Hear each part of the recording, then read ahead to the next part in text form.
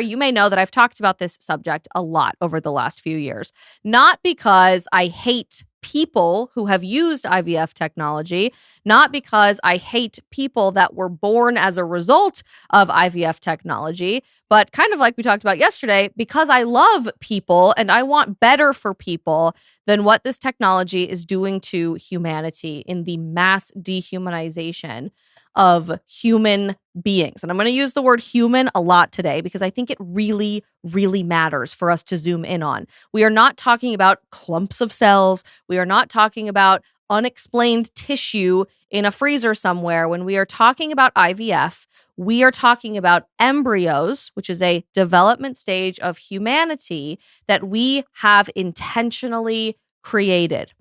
Unique human beings with their own DNA, our children that have never existed before and will never exist again. We're charging families $30,000 a pop per round of IVF on average. That generally is the numerical average that this comes out to create 5, 10, 15, 20 children, to implant only a few of them, and more often than not, to store the rest of them in a freezer in perpetuity. It's really difficult for us to get the exact numbers on all of this stuff, but about a year ago, I believe, I did a whole live stream about this because the Alabama State Supreme Court had a fascinating landmark case that for the very first time in American legal history declared embryos legal people. And so as more of this stuff continues to come to the surface of the legal conversation around all of this, the political conversation around all of this, the medical implications of IVF technology, we're starting to ask ourselves, how many people are we creating through this technology? How many people's basic human rights have been violated in the process? And shockingly, how many people have died because of IVF technology? The Alabama case was highly specific, but basically involved a handful of families that had created more embryos. They had an excess of embryos than they could have implanted originally through IVF, and they wanted more children. So, like most families who use IVF, they were storing their excess embryos, and I don't even want to use the word embryo here, their other children, human beings, in a freezer at a clinic in Alabama. An employee somehow ended up destroying these embryos. He was carrying them on a tray, dropped them in this clinic, and destroyed all of the embryos. Translation, killed these children, maybe not on purpose, but certainly did kill them. And this case ended up going all the way up to the Supreme Court, with the families suing, saying it was the wrongful death of a minor for their children to have been destroyed at the embryonic stage in a laboratory. The Alabama State Supreme Court sided with these families, and it hasn't escalated from there as of yet, but I'm sure will be another conversation at the national Supreme Court level very, very soon as to what constitutionally defines a person. This is going to be a massive conversation when it comes to the abortion industry, when it comes to IVF, when it comes to big fertility, and so many other ethical and policy implications into the next several generations. But if we just zoom in on IVF and we ask again, how many people have we created through this? How many people are being currently deprived of their human rights? And how many people, devastatingly, have we killed in the process to make more people? That's when things start getting really tough in this conversation, and very apparent that it's time for us as a society to look in the mirror. I dove into whatever numbers we could find about this just about a year ago. And shockingly, the United States doesn't have a whole lot of data on this because, like the abortion industry, we don't really have mandatory reporting laws for all of this stuff the same way most European countries do. But based on the numbers that we were able to crunch for you then and still remain relevant today, the general estimate from most experts is that 93% of all embryos, translation babies, translation human beings, that we create through IVF are never born. 93%, meaning just 7% become born babies. They either fail to implant during the implantation process, they are stuck in a freezer literally in perpetuity for 20, 30, 40, 50 years. They are specifically medically experimented upon, human experimentation, or they are literally just thrown in the trash. Here's a clip from me about a year ago, crunching those numbers for you in real time.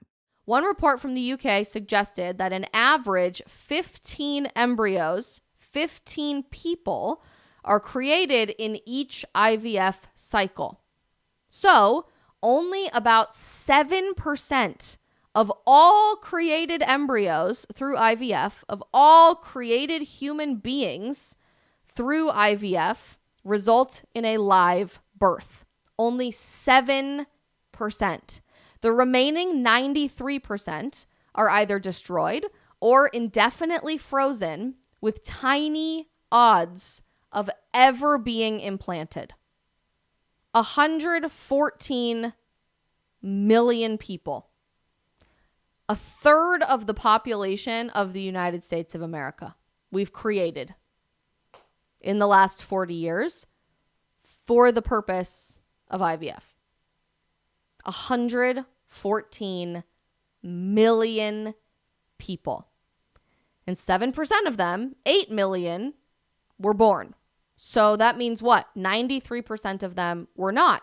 If we do that math, we're talking about 106 million children that have been created in the last 40 years or so that have been conceived, that are genetically unique human beings that have never existed before and will never exist again, that are stuck in a freezer somewhere, that have been experimented upon, and or were thrown in the garbage. There are very few people drawing attention to this conversation because it's a really hard one to have. I just want to say and preface our conversation with this.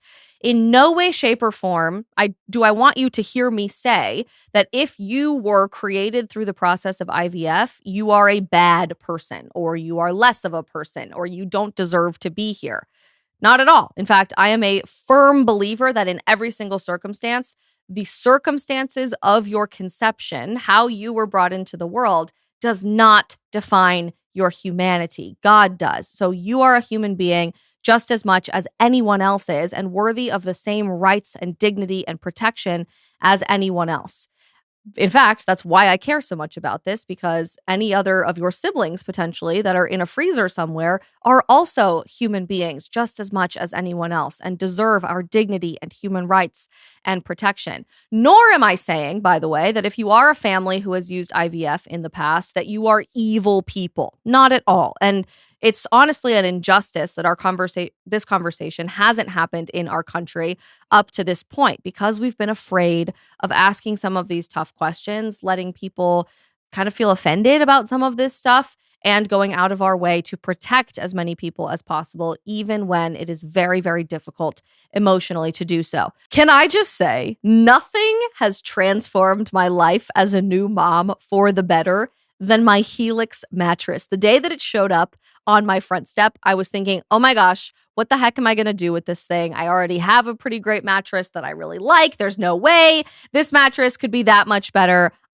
Yes, it is. And my husband and I literally get into a sleep coma every single night. Our daughter in the morning time usually ends up in our bed snuggling for an hour or so too, because she loves our Helix mattress that much more than where she sleeps in her crib too. It is game changing for our family and for everyone we know who sleeps with a Helix mattress every night. And trust me, if you are going to get anyone the best gift that you possibly can this holiday season, it is the gift of a good night's sleep. You can take their sleep quiz that matches you with the perfect mattress based on your sleep preferences in literally just a few minutes. They have everything for hot or cold sleepers, mattresses that are firm, soft, or somewhere right in the middle in between. And they also offer kids mattresses, mattress toppers, bed bases, and so much more. Like I said, I literally go into like a sleep coma every single night. I sleep really weird. I'm like half asleep waiting for my daughter to cry. I'm running really hot, which if you're a mom, you know, in the postpartum phase.